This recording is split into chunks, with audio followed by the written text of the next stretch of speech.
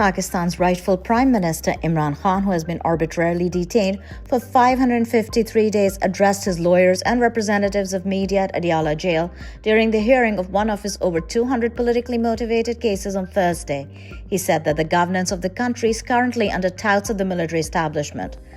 Slamming the recent amendments to the Pakistan Electronic Crimes Act, Mr. Khan said that the regime seems to be waging a war against democracy, stifling free speech by first muzzling legacy media and now cracking down on social media.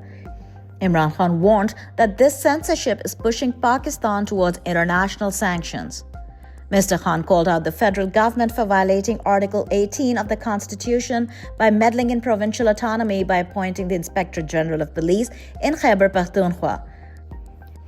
He expressed his concern that with this illegal appointment, the only province where his party's workers and supporters could be safe would also be subjected to the tyranny that is being practiced in other parts of the country. Imran Khan reminding the nation that their mandate was stolen last year and therefore they must observe February 8th as a black day and come out in droves to protest the illicit regime. However, once again, in keeping with their authoritarian ways, the Punjab government, under an illegitimate chief minister, has denied PTI their legal and constitutional right to freedom of assembly.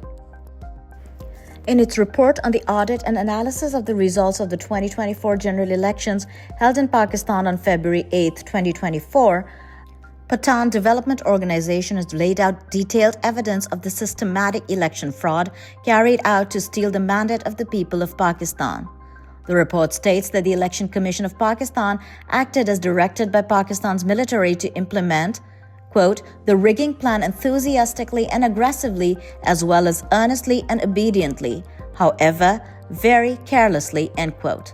Pathan goes on to observe that because of the stolen election, Pakistan faces multiple crises, quote, political polarization, economic meltdown, worsening security situation, deepening poverty, perpetually intermittent internet services, and above all, the silencing of independent judges, citizens' voices, and media, end quote.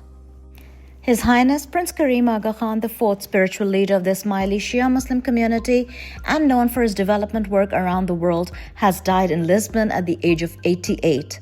World leaders have expressed their condolences to the community while remembering his countless contributions in the fields of health, education, architecture, welfare, and socio-economic development in Pakistan and around the world. Shah Karim will be laid to rest at the Ismaili Center, Lisbon, on Saturday, the 8th of February. His oldest son, Prince Rahim al-Husseini Agha Khan V, is the 50th hereditary Imam of the Shia Ismaili Muslims.